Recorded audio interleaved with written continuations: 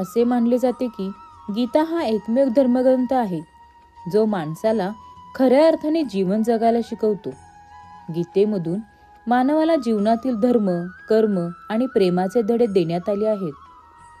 भागवत गीतेचे ज्ञान मानवी जीवन आणि जीवनानंतरचे जीवन या दोन्हींसाठी खूप उपयुक्त मानले गेले आहे. असे म्हटले जाते की गीता हे जीवनाचे संपूर्ण तत्वज्ञान आहे. गीतेतील तत्वज्ञाने पालन करणारी व्यक्ती सर्वश्रेष्ठ असते.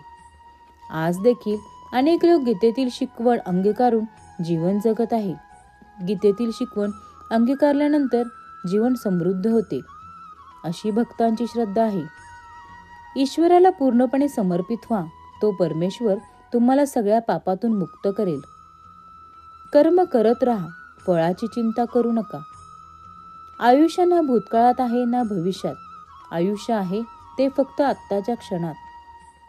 क्रोधामुळे माणसाची बुद्धी भ्रष्ट होते आणि भ्रष्ट झालेल्या बुद्धीमुळे माणूस स्वतःचेच नुकसान करून घेतो.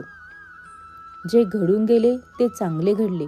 जे घडतंय ते चांगल्यासाठीच घडतंय आणि जे घडणार आहे ते चांगलेच घडणार आहे. त्यामुळे परमेश्वरावरती विश्वास ठेवून चांगली कर्म करत राहा. माणूस त्याच्या जन्माने नव्हे तर कर्माने महान बनतो. परमेश्वर चांगल्या लोकांची खूप कठीण परीक्षा घेतो, पण तो त्यांची साथ कधीच सोडत नाही. आणि परमेश्वर वाईट लोकांना बरेच काही देतो, पण तो त्यांची साथ कधीच देत नाही. स्वतःच्या कर्मापासून कोणीच पळून जाऊ शकत नाही.